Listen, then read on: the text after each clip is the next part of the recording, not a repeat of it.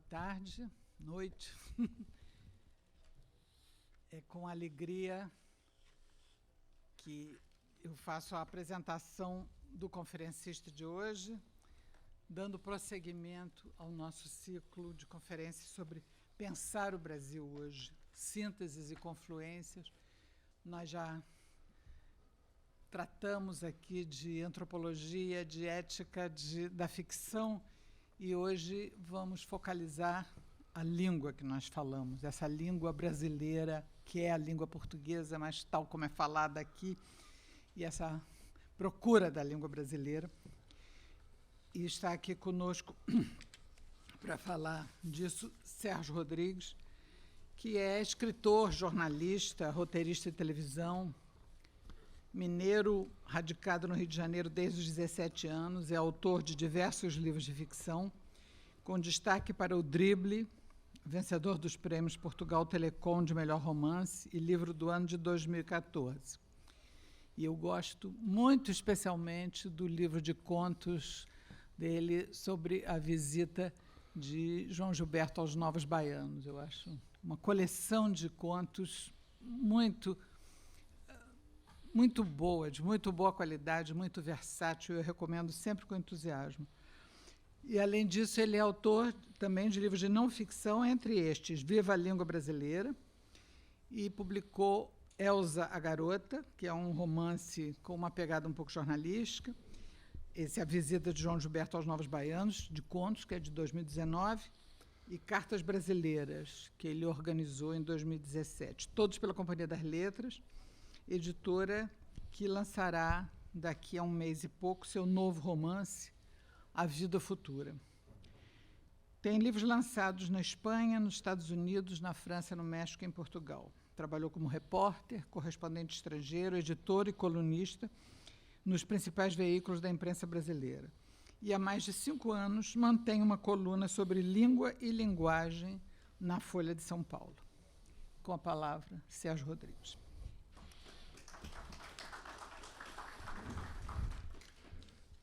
Obrigado. Boa tarde, noite para todos. Em primeiro lugar, muito obrigado à Academia Brasileira de Letras por esse convite, pela oportunidade de estar aqui conversando com vocês. E, em especial, muito obrigado à minha grande amiga e ídola, como gostam de dizer os falantes mais irreverentes da língua brasileira, a minha ídola, Ana Maria Machado. Obrigado a todos os presentes, tantos amigos e mestres ilustres aqui presentes, e também a quem está ligado pelo YouTube. Como já foi dito aqui por outros convidados, e muitos de vocês já sabem, mas outros talvez não, essa palestra devia ter sido proferida 2 anos atrás, mas tinha uma pandemia no meio do caminho, né? E o convite da Ana aguardou esse tempo todo suspenso, como suspensa, de modo geral, ficou a nossa vida, né? E é uma felicidade muito grande ter a chance de retomar o fio da meada agora. É claro que, como toda retomada, essa retomada é relativa, né? Porque o que eu vou compartilhar hoje com vocês, o que eu trouxe para compartilhar com vocês hoje é bem diferente do que eu ia falar 2 anos atrás. Para começar, porque 2022 é um ano muito mais rico em ressonâncias do que 2020, quando a gente fala dessa grande saga, né, dessa jornada de um país e de uma cultura em busca da língua brasileira. E eu já vou explicar por que eu digo isso, né? Mas antes eu queria destacar que é muito grande e emocionante para mim o desafio de fazer uma conferência sobre a língua numa casa que concentra tanto saber sobre a língua, né? A casa de Evanildo Bechara, por exemplo, autor de uma gramática que eu consulto dia sim, dia também, outro também, né? A casa de Domingos Proença Filho, autor de uma obra de fôlego histórico, como Muitas Línguas, Uma Língua. né, entre tantos outros que poderiam estar aqui discorrendo com propriedade sobre aquilo que um dos fundadores dessa casa, Olavo Bilac, chamou de última flor do lácio, inculta e bela. Né, uma imagem que na época tinha sua beleza parnasiana e que acabou virando um dos clichês bregas preferidos, né, de quem fala da nossa língua, muitas vezes sem conhecimento de causa. Mas eu entendo que se eu fui convidado é porque a academia vê no meu trabalho algum conhecimento de causa. E principalmente porque a academia está interessada num ponto de vista diferente, né, num olhar de fora. E esse olhar de fora, essa provocação mesmo, eu acho que eu posso trazer. Eu sempre gosto de deixar bem claro, nessas ocasiões, que eu sou um autodidata em matéria de língua. Né? Ainda que o português sempre tenha sido a matéria-prima do meu trabalho, por formação e ofício eu sou jornalista, e por paixão e teimosia eu sou escritor, mas eu nunca cursei uma faculdade de letras. Calhou de 22 anos atrás esse cruzamento de jornalismo, literatura e um amor pela língua que vinha da infância mesmo. Essa confluência me transformou num cronista linguístico profissional, né? Ou seja, alguém que é pago para escrever regularmente na imprensa sobre questões relativas ao idioma, né? E é o que eu mais tenho feito desde então. Na era da interatividade, né, dessa derrubada de muros entre quem escreve e quem lê, entre emissor e receptor, isso se tornou um posto de observação, eu acho, privilegiado para sentir o pulso de uma língua em movimento. E para observar também, em tempo real, os pontos em que há mais resistência ao movimento. E é desses dois polos, o movimento e a resistência ao movimento, que eu vou tentar falar um pouco aqui. A minha coluna de Língua e Linguagem nasceu na virada do século, no extinto Jornal do Brasil, e teve muitas encarnações na internet, no site No Mínimo, no portal IG, veja.com, e há mais de 5 anos, como disse a Ana, ela pode ser lida no papel e no site da Folha de São Paulo. Ela passou por formatos diversos também, desde o consultório gramatical, né, que tira dúvidas dos leitores inseguros e bota inseguros nisso, até o exercício lúdico da crônica metalinguística, do enfoque histórico, da divulgação etimológica, da crítica política ou cultural por meio da linguagem. O fato é que eu tive a sorte de nunca mais parar de estudar e escrever sobre a língua portuguesa, a ponto de ganhar intimidade e passar a chamá-la de língua brasileira, só. Está no título do meu livro mais vendido, Viva a Língua Brasileira. Isso não é necessariamente um brado de independência linguística, embora possa até vir a ser, mas vamos devagar. Eu vou tomar um caminho que acho que a gente poderia chamar de contraintuitivo. O tema da língua brasileira hoje traz logo à mente os quebra-paus que têm inflamado as redes sociais, sobre gênero neutro, sobre preconceitos embutidos em palavras que antes pareciam inocentes, sobre o abuso de anglicismos e assim por diante. São temas que provocam um tumulto, uma exaltação, que muitas vezes resvala para a irracionalidade até, mas que são provavelmente necessários e saudáveis. Com tanto assunto quente, voltar ao passado numa hora dessas, será que é uma boa ideia? Eu acho que é, e é o que eu vou fazer aqui, porque me parece que não há nada mais importante nesse momento. Por que eu disse que 22 é um ano mais adequado do que 20 para tratar da língua? Porque é o ano em que o Brasil comemora 2 aniversários redondíssimos de fatos históricos que são balizas dessa questão. O bicentenário da independência e o centenário da Semana de Arte Moderna. E eu começo a viagem passando a palavra a um dos principais personagens do modernismo brasileiro. Escreveu Mário de Andrade. Nesse monstrengo político, referindo-se ao Brasil, tá? Reparem na triste atualidade dessa expressão em tempos de bolsonarismo. Nesse monstrengo político, existe uma língua oficial emprestada e que não representa nem a psicologia, nem as tendências, nem a índole, nem as necessidades, nem os ideais do simulacro de povo que se chama o povo brasileiro. Essa língua oficial se chama língua portuguesa e vem feitinha de 5 em 5 anos dos legisladores lusitanos.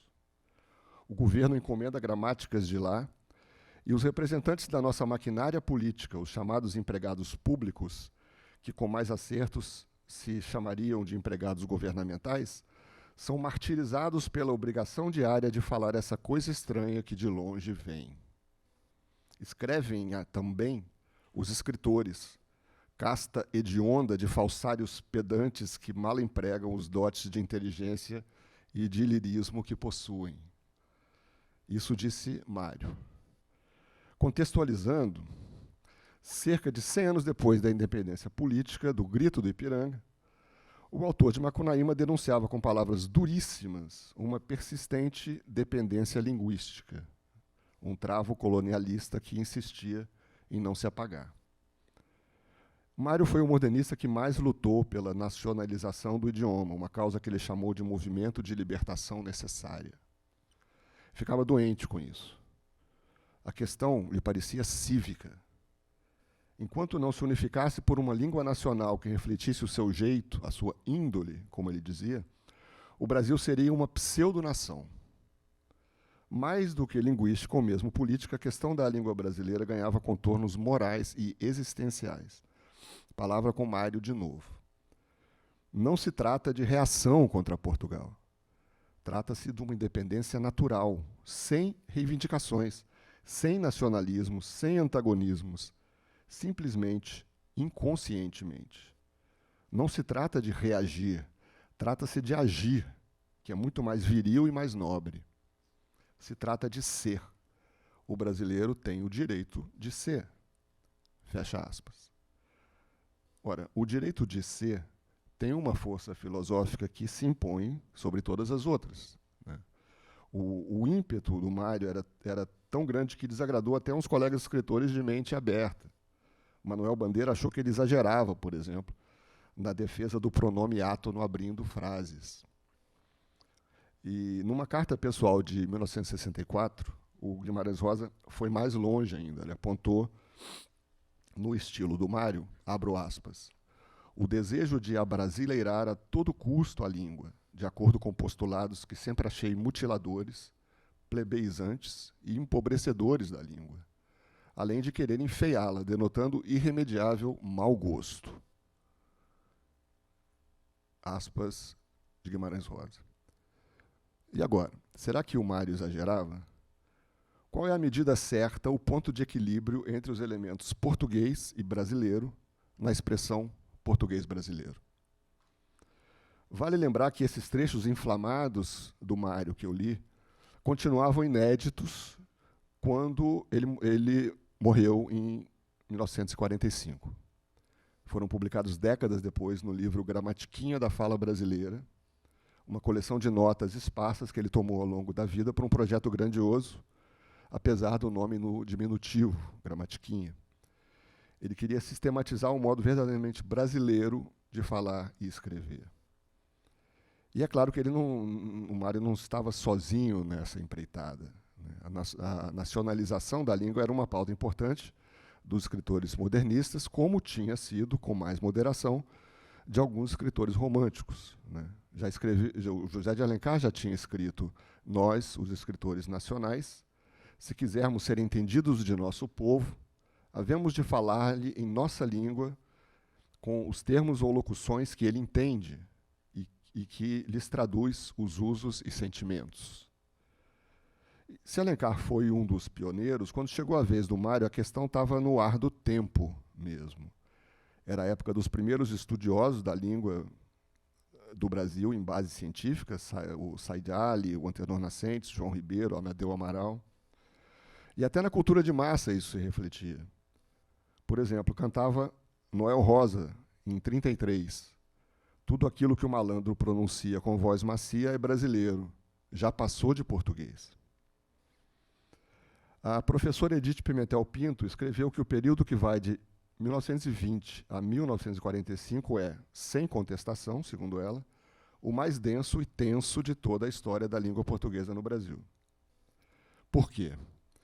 Porque passava por um amplo debate público aquilo que era chamado, às vezes, de brasileiro, às vezes de fala brasileira, língua nacional, idioma nacional, língua pátria, língua vernácula, português brasileiro, brasilina, como propôs o Monteiro Lobato, ou brasiliano, na preferência do Roquete Pinto.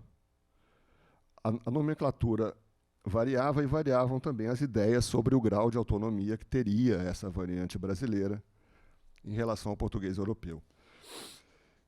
E não podia ser diferente, todas essas variações não podiam deixar de ocorrer, dada a complexidade da matéria, né? Mas se o elenco dessa peça era vasto e os pontos de vista múltiplos, é provável que nenhum outro personagem desse drama tenha ardido na chama da causa com a mesma febre de Mário de Andrade. No romance Macunaíma, de 28, ele tinha buscado integrar falares das mais diversas regiões brasileiras numa síntese bastante anárquica, né, que funcionava como vitrine de grande parte da pesquisa vocabular que ele fazia. Mas ele queria ir mais longe, né, esboçar uma gramática inteira. Uma tarefa para a qual não tinha formação, o que explica não haver concluído o projeto da gramatiquinha. Mas a intuição e o sentimento, o instinto e o coração, isso Mário tinha de sobra. E eu arrisco dizer que essa indignação dele não envelheceu, pelo contrário. Está mais viva do que nunca e pode nos ser mais útil do que nunca neste momento da história. Não é que a língua brasileira tenha passado os últimos 100 anos no mesmo lugar, de modo algum. Nenhuma língua viva para no tempo, e a nossa, efervescente e variada como é, muito menos. É preciso reconhecer também que o dever de casa que Mário atribuía à literatura brasileira, o de estilizar o nosso jeito de usar a língua, o nosso vocabulário, a nossa sintaxe, a nossa melodia, essa missão a literatura brasileira tem cumprido. De maneira programática ou não, política ou não, muitas vezes tocando de ouvido, ela tem cumprido isso com louvor. Eu acho que Graciliano Ramos teria gostado de ver o quanto nós caminhamos a ponto de um estilo com banho de soda cáustica, como ele pregava, ter se tornado mais ou menos o novo normal da prosa e da poesia. É inegável um movimento de progressiva aproximação de uma certa coloquialidade e distanciamento também gradual de afetações bacharelescas e beletristas.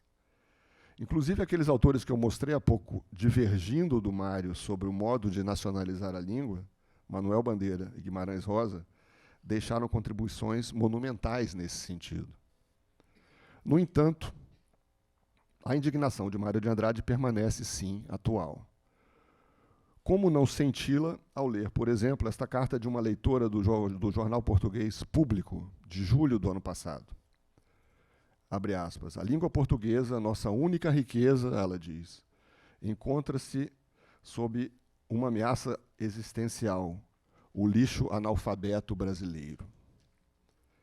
Será que esse lixo analfabeto brasileiro pode ser posto na conta de uma arrogância colonial extemporânea, tornada ainda mais azeda porque sem sustentação política há 200 anos? É claro que pode e deve. Mas quem nos dera que isso liquidasse a questão? Não liquida, porque a mesma percepção torta mora na cabeça de grande parte dos brasileiros. Cristalizou-se no senso comum, pelo menos desde o século XIX, uma sensação difusa e alarmista de que a língua brasileira, a língua portuguesa falada à moda brasileira, não passa de uma deturpação da língua portuguesa europeia. Esta, sim, legítima, pura e formosa, nas palavras de um deputado brasileiro de 100 anos atrás. Enquanto aqui nós teríamos, segundo um outro deputado, colega daquele, aqui nós teríamos a meia-língua do poviléu, das cidades, o idioma corrompido, a fala vil, o calão. Aí agora, fechei aspas do deputado, e digo eu, um triste catálogo de erros e barbarismos cometidos por uma população chucra. Uma gente atavicamente incapaz de entender as regras básicas de colocação dos pronomes, que insiste em tratar você e a gente como pronomes pessoais, insiste em inventar regências como namorar com e chegar em. E qual é o problema com esses traços? Linguisticamente, a resposta é nenhum, óbvio. Mas adianta pouco dizer que a língua é aquilo que as pessoas falam, que as gramáticas e dicionários devem correr atrás dela e não o contrário. Também adianta pouco, quase nada, que a gramática histórica e a sociolinguística demonstrem com fartura de argumentos como e por que a vertente brasileira da língua portuguesa vem se distanciando devagar e sempre da vertente lusa, o que, aliás, é inevitável que aconteça, um fato cientificamente comprovado, independente do campo dos nossos desejos. Parece que o Brasil ainda não conquistou plenamente aquele direito de ser de que falava Mário de Andrade. O antibrasileirismo pode estar em alta em Portugal, mas em termos linguísticos é um sentimento fortíssimo aqui também. Uma espécie de doença autoimune. Isso é resultado de uma escolha feita pelo país ainda no século XIX.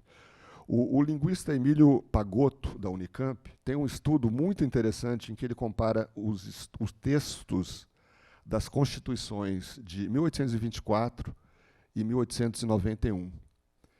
E ele demonstra que a primeira dessas Constituições, logo após a independência, foi escrita num estilo muito mais livre e brasileiro do que a segunda, promulgada após a República e vazada num português ultraformal e indisfaçavelmente lusitano. Mas espera, então nós andamos para trás? Não deveria ser o contrário? Se a história fosse linear, deveria ser o contrário. O que o linguista Pagotto acredita ter acontecido é que, consolidada a independência política e arrefecido o sentimento anti-lusitano, as elites brasileiras passaram a se dedicar a um outro projeto: convencer o mundo e a si mesmas de que este era um país branco, europeu por procuração.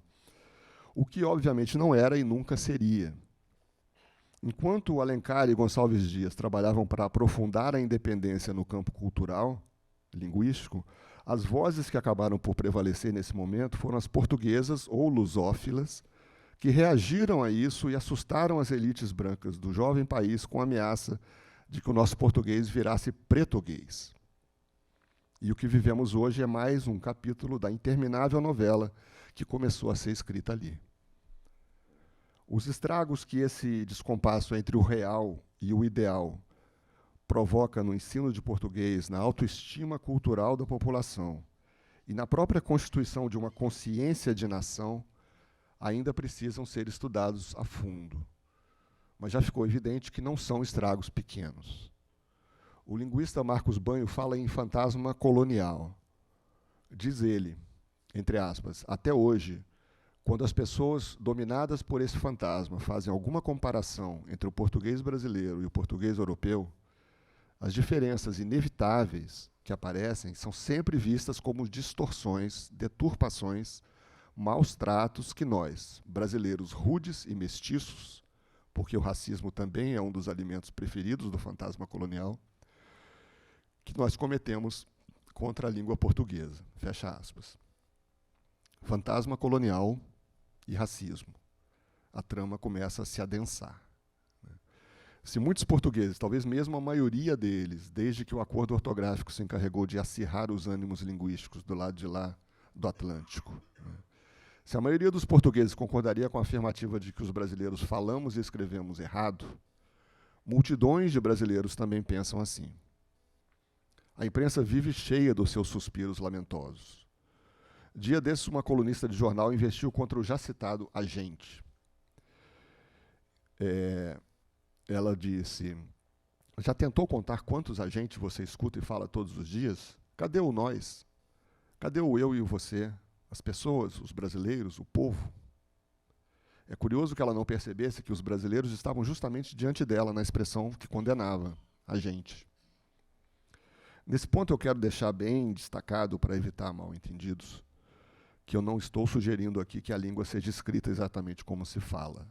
Não existe em idioma nenhum do mundo essa superposição perfeita.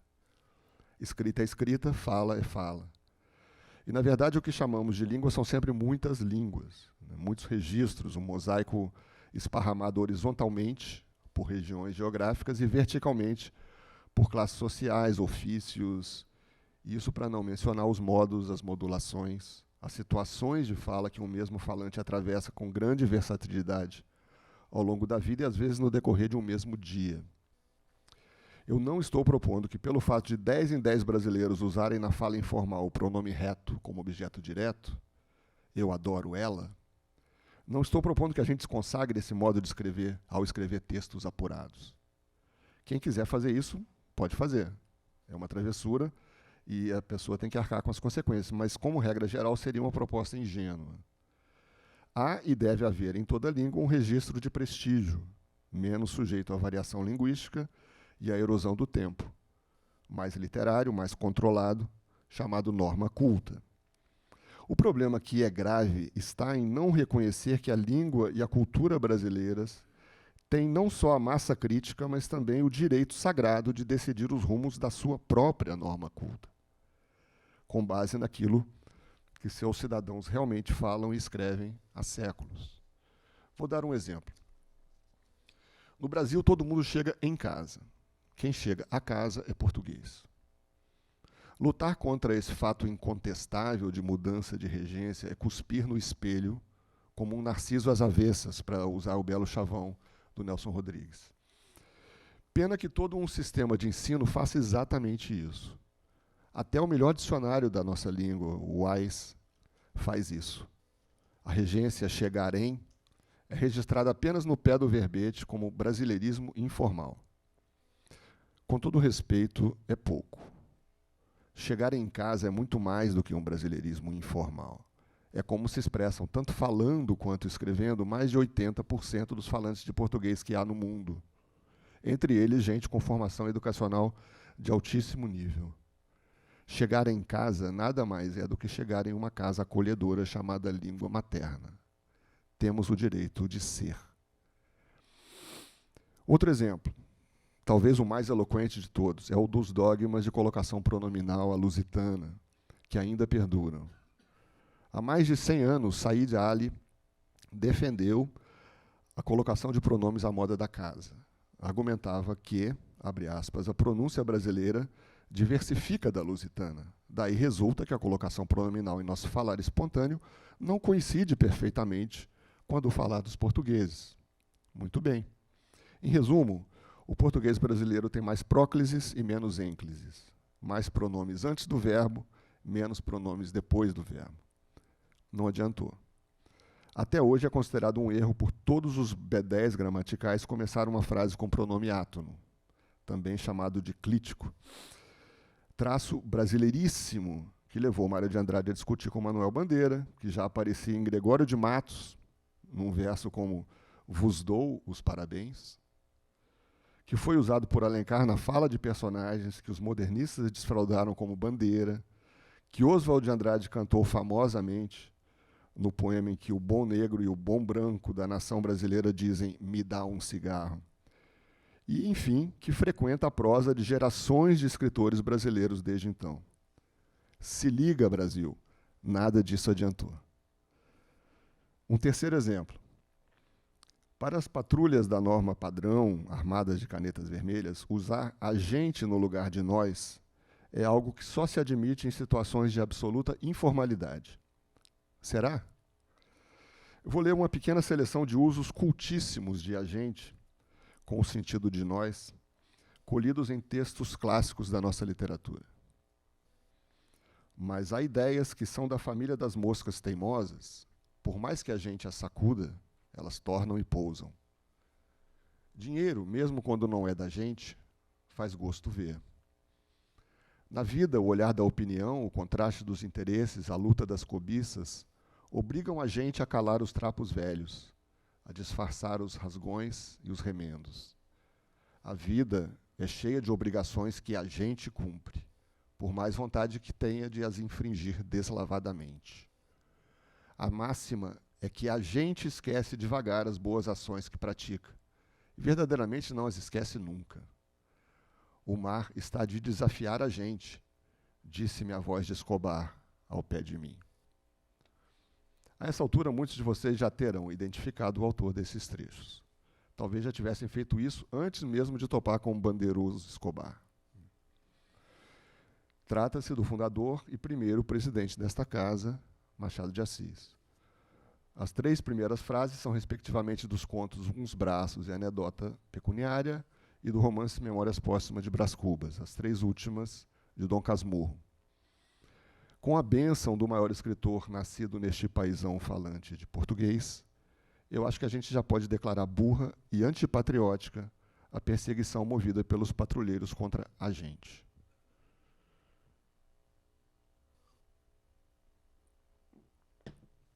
Só mais um exemplo. A condenação que as patrulhas gramaticais, que geralmente são muito apegadas ao pé da letra, fazem do uso do advérbio através, em sentido figurado, metafórico, significando por meio de. Isso aparece em incontáveis manuais de redação, e por isso mesmo é tido por milhões de falantes como uma lei pétrea da língua. É errado que se diga que uma pessoa conheceu outra através de uma terceira. Ou seja, considera-se errado dizer o que dizem quase todos os brasileiros, inclusive os muito cultos, há pelo menos um século e provavelmente muito mais. Num desses oráculos ultraconservadores que hoje proliferam na internet, lê-se o seguinte: se eu digo que conheci Carolina através de Ana, posso passar a impressão, especialmente para os mais atentos aos fenômenos linguísticos, de que Ana é translúcida. O argumento da translucidez associada ao uso expandido de através é típico. Na vida real, é claro que a frase conheci Carolina através de Ana só seria interpretada dessa forma por quem tivesse graves problemas mentais. O apego ao literalismo se disfarça bastante mal de preocupação com a clareza. Na verdade, ele é que provoca confusão em pontos que a dinâmica da língua, com a sua tendência inata à expansão metafórica, já resolveu faz tempo. Vamos ver. Sérgio Santana, que nos deixou no início da pandemia, escreveu no romance Amazona, de 86, a seguinte frase. Aliás, dela não se dizia nada, com receio de que mesmo o menor comentário vazasse até o presidente do banco, através de sua bem montada rede de puxa-sacos. Clarice Lispector nos legou esta bela frase na novela A Hora da Estrela, de 1977, que ninguém se engane, só consigo a simplicidade através de muito trabalho. Esses 2 empregos de através são, como se vê, condenáveis segundo uma visão gramatical estreita. E eu não estou falando aqui de uma ou outra opinião reacionária, mas daquilo que é praticamente uma unanimidade em manuais de redação e consultórios gramaticais. Só que Clarice e Sérgio, sendo os grandíssimos escritores que são, atestam acima de qualquer dúvida a consagração do através metafórico na norma culta brasileira. Não adotar esse uso ou qualquer outro é direito de todo falante. Proclamá-lo um erro, não. Ninguém está imune à doutrinação das patrulhas, mas é preciso contextualizá-la. Seu dogmatismo deriva do fato de saberem menos e não mais sobre a língua. E isso tem consequências culturais funestas. Está firmemente instalado no senso comum brasileiro sobre a língua uma poderosa cultura do erro. O grande linguista paranaense Carlos Alberto Faraco tem sido eloquente em seu alerta contra o que chama, num trocadilho que eu considero muito feliz, mesmo porque eu adoro trocadilhos, contra o que ele batizou de norma curta. O que é a norma curta? Nas palavras do linguista, uma coleção de preceitos categóricos que se autojustificam, que recusam a norma real, que desmerecem o trabalho dos escritores, dos bons dicionaristas e gramáticos, e que excluem qualquer diversificação de suas fontes. Fecha aspas.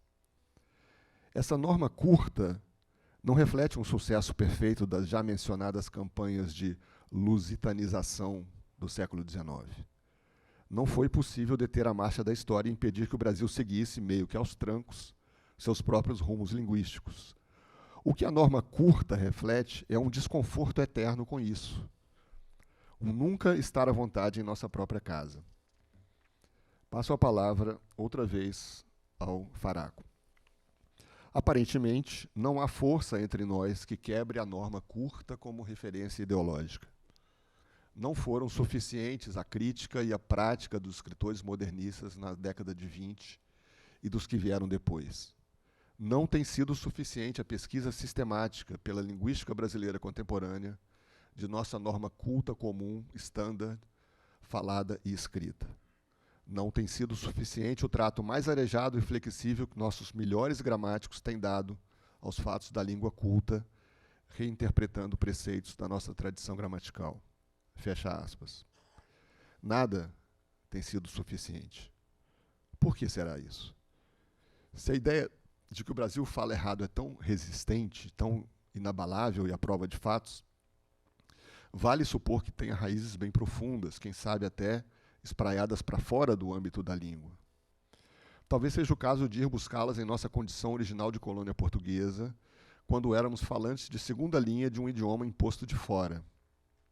Imposto, além do mais, com um desprezo pela educação que se destaca na história universal do colonialismo. Nosso primeiro censo, de 1872, flagrou uma população de 10 milhões de almas, o tamanho da população de Portugal hoje.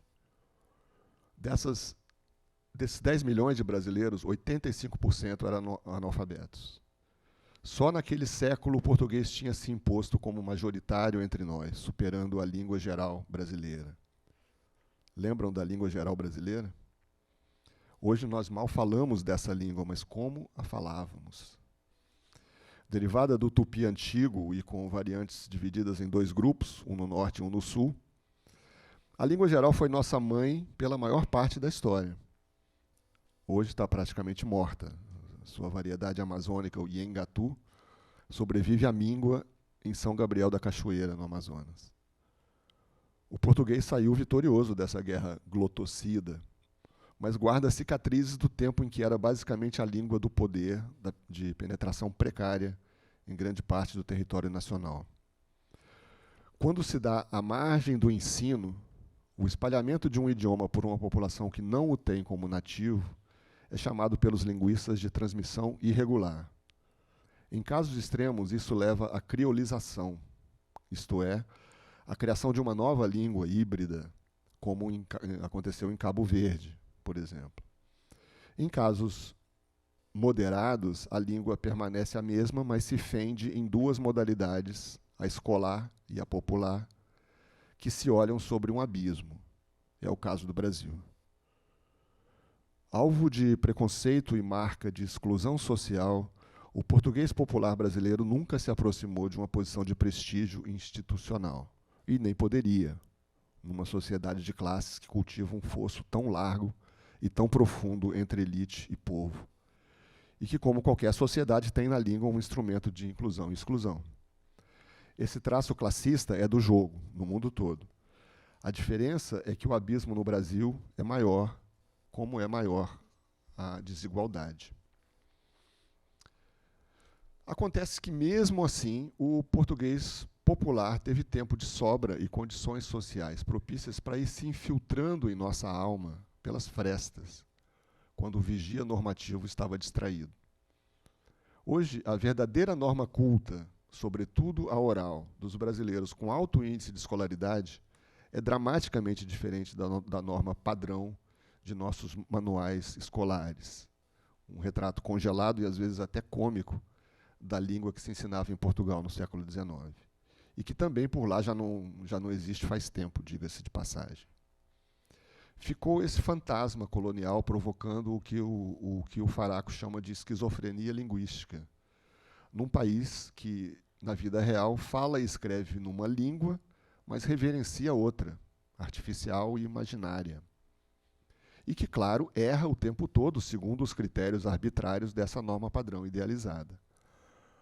Nas palavras famosas de outro fundador desta casa, Joaquim Nabuco, a raça portuguesa, como raça pura, tem maior resistência e guarda assim melhor seu idioma. Para essa uniformidade de língua escrita, devemos tender. Sim, tem muito de racismo no fundo das nossas questões linguísticas, como tem muito de racismo em absolutamente todos os aspectos da vida brasileira. Algo que está ficando mais claro do que nunca a cada dia que passa. No entanto, se a eugenia propriamente dita é hoje um palavrão, uma ideia proscrita de qualquer debate civilizado, e que só a extrema-direita mais selvagem ousa invocar, sua correspondente linguística circula por aí com muita desenvoltura. É, na verdade, uma ideologia ainda em voga, que permeia salas de aula, consultórios gramaticais da imprensa, equipes editoriais de revisão e formuladores de provas recheadas de armadilhas marotas e pontos de decoreba. Aqui eu vou fazer uma analogia. Existe um transtorno mental que afeta em torno de 2% da população mundial chamado transtorno dismórfico corporal, TDC. Quem sofre de TDC se olha no espelho e vê um compêndio de defeitos físicos, ou então vê um defeito só, mas monstruosamente ampliado. Um nariz, uma orelha, o cabelo, ou a falta de cabelo, para ficar no meu lugar de fala, uma pinta maiorzinha. Pode ser que a pessoa com TDC tenha aparência normal, mediana, e em alguns casos é possível que ela seja até uma pessoa muito bonita, uma pessoa linda. E aquilo que ela considera defeito e aleijão seja apenas um fantasma, uma construção imaginária. O fato é que ela se olha no espelho e só vê aquilo. Um desastre, um erro. Os quadros mais graves de TDC são sérios porque podem comprometer o bem-estar e a própria capacidade da pessoa para funcionar bem em sociedade, tanto no trabalho quanto nas relações afetivas. Isso quando o transtorno não leva a danos mais sérios à saúde em consequência de dietas agressivas, cirurgias desnecessárias e outros procedimentos estéticos que muitas vezes, aí sim, vão gerar imperfeições e monstruosidades. Eu acredito que o Brasil sofra de um mal análogo, o TDL, transtorno dismórfico linguístico. Somos um povo que se olha no espelho da língua e não gosta da imagem refletida ali. Por mais belezas que o espelho nos devolva, e devolve muitas, como esta casa sabe muito bem, dedicada que está a acolher e cultivar várias dessas belezas, por mais belezas que o espelho nos devolva, repito, o brasileiro médio não consegue enxergá-las. O transtorno dismórfico linguístico está presente na escola, no discurso hegemônico nos meios de comunicação, nas cascas de banana que pululam nas provas de língua dos concursos públicos. Acredita-se que os portugueses sejam os donos da língua e que não errem nunca. Acredita-se que nós falemos uma língua sem modos e cheia de vícios que não conseguimos largar, por mais cascudos que sejam aplicados em nossa cabeça dura. Acredita-se que o idioma que aprendemos no berço não passe de uma versão bastarda de certa língua para sempre estrangeira, embora 200 anos redondos já tenham se passado desde a independência. Segundo essa visão, caberia à escola fazer a gente desaprender a língua que é a nossa, mas é errada, e aprender a certa, importada, com suas regências às vezes esquisitas e seus pronomes todos colocadinhos em lugares que nos soam artificiais. Naturalmente, essa é uma visão transtornada, TDL. O transtorno dismórfico linguístico, como o corporal, faz mal à saúde. Cria uma imagem da língua como território inóspito, habitado por multidões de falantes inseguros, à beira do pânico. E dessa forma contribui para os índices alarmantes de alfabetização precária e analfabetismo funcional que nos assolam. Segundo o INAF, apenas 12% da população brasileira são proficientes em leitura. Quando alguém diz que o português é a língua mais difícil do mundo, uma falácia ridícula, mas incrivelmente popular, isso é TDL. Quando o pessoal suspira por um passado alternativo, porque não fomos colonizados pelos holandeses, isso é TDL.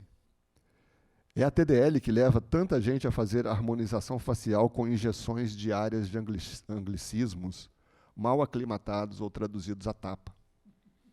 Não é sobre falar bem, é sobre comunicar. Tá bom esse coffee break, né? Me passa aquele bowl de sorvete de vanilla. Eu sei que a xenofobia linguística é uma furada, que o estrangeirismo de hoje é o vernáculo de amanhã. Não se trata de purismo, não. Mas como não reconhecer um problema cultural quando a baixa autoestima linguística de um povo tenta transformar em regra essa anglofilia jeca que acomete tantos setores da classe média, em especial lá pelas bandas do corporativês, do marketês e do informatiquês. Se o uso de termos anglófonos tem lógica econômica, pois as palavras vêm nos pacotes de tecnologia e serviços que importamos, o seu alcance é ridiculamente ampliado por certa aura, por uma sobra de valor simbólico. Aquilo que se exprime em inglês, idioma vencedor, soa mais sério, competitivo, atraente, cool. O abuso de estrangeirismos não ameaça a língua portuguesa, que tem estômago para digerir qualquer influência, mas revela uma autoimagem distorcida. É sintoma de um problema cultural. É transtorno dismórfico linguístico. Também são sintomas de TDL as seguintes frases. Outro sim compete ao legislativo. Destarte é fundamental analisar. Não obstante tal questão, ademais, é fulcral ressaltar. Por conseguinte, cabe ao Ministério, assim, observar-se-ia. Parecem exemplos banais de juridiquês, né?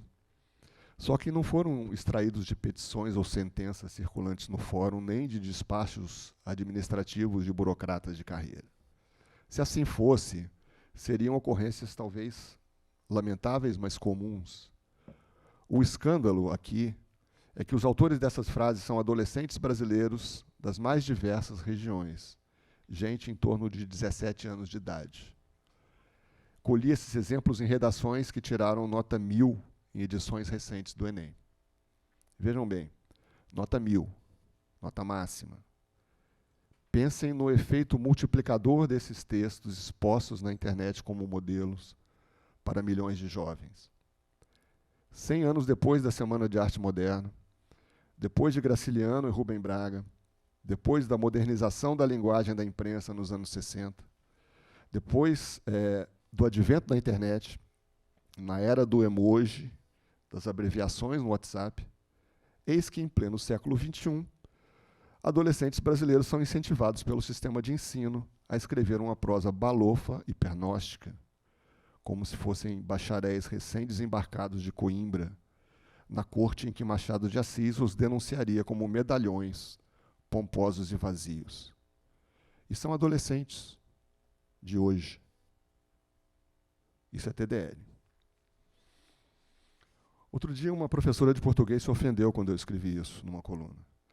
E eu queria deixar muito claro que poucas categorias merecem mais minha admiração do que a dos professores. Não se trata de atribuir responsabilidade a este ou aquele profissional, a esta ou aquela categoria, mas de reconhecer que, historicamente, a cultura brasileira como um todo engendrou um sistema, um modo de pensar, uma ideologia, que hoje está em toda parte e que está nos jogando para baixo. Passou da hora da gente se livrar dela. Toda língua é muito mais do que um conjunto chato de regrinhas à espera do nosso tropeço. É um parque de diversões, um estojo de mágica, uma caixa de ferramentas, um campo de sonho, um mundo inteiro. E a nossa não tem passado nem perto de ser compreendida assim pela maior parte da população. Se quisermos realizar o sonho de Mário de Andrade e tantos outros e completar essa jornada em busca da língua brasileira, vamos ter que dar um jeito de curar com doses maciças de educação, educação, educação. Vamos ter que dar um jeito de curar nosso transtorno dismórfico linguístico, para a gente poder olhar no espelho e abrir finalmente um sorriso orgulhoso. As futuras gerações de brasileiros merecem um instrumento mais afinado e funcional, menos cheio de pegadinhas e entulhos lusófilos, menos dependente de estrangeirismos mal assimilados, menos entrópico e desleixado. Enfim, um instrumento mais bem escrito com o qual pensar o mundo. Muito obrigado.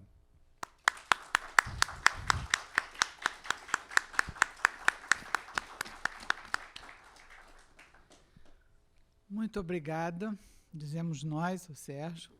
Eu acho que encerramos muito bem esse ciclo, fazendo exatamente o que nos propusemos ao longo desse tempo, com suas interrupções, e que não foi pouco, né, vindo desde 2 anos atrás, que é pensar o Brasil em suas sínteses e confluências. E eu acho que esse enfoque que o Sérgio nos trouxe para pensar o Brasil pela língua, pelo ouvido, pela sensibilidade para a língua, acentua 2 aspectos, tanta coisa, tudo, a gente foi ouvindo e concordando, eu via todo mundo assim. Mas eu queria destacar 2 linhas que me parecem essenciais, a linha de ver a ideologia disso, né, dessa tradição de nos botar para baixo pelo colonialismo, pelo racismo, enfim, por não perceber o jogo do poder e como nos encolhemos diante disso, não perceber a reprodução de um sistema de classes nisso, enfim, todas essas coisas que ele disse muito melhor que eu aí.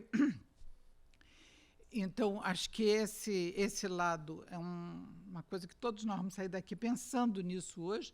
E o outro aspecto é a importância absolutamente crucial da educação nisso. Quer dizer, nós, nessa contextualização que nós estamos tentando fazer aqui nas diferentes palestras, da mesma forma que na semana passada eu falei como a mídia mudou, como as livrarias mudaram, não sei o quê, quando a gente estava comentando aqui a literatura, né, vendo a posição do livro e da literatura nisso, eu acho que essa questão da escola, do ensino, da educação, é absolutamente fundamental para aninhar as questões da língua aí dentro.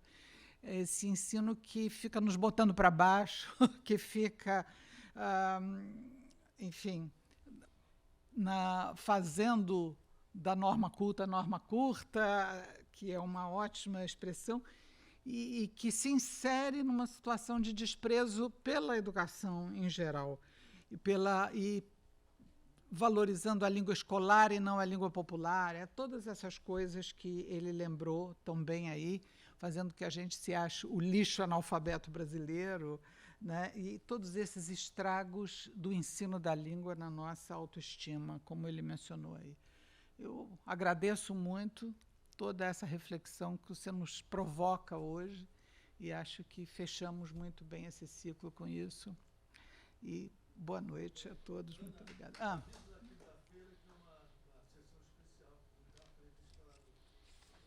Mas eu não tenho esse papel aqui. Aqui. Está aqui atrás, desculpa. Na quinta-feira vai haver uma conferência especial sobre as novas censuras. O título não está definido ainda. Vai ser coordenado pelo Domício, ainda bem que ele lembrou. Desculpa, eu não tinha visto, estava por baixo de uma outra página.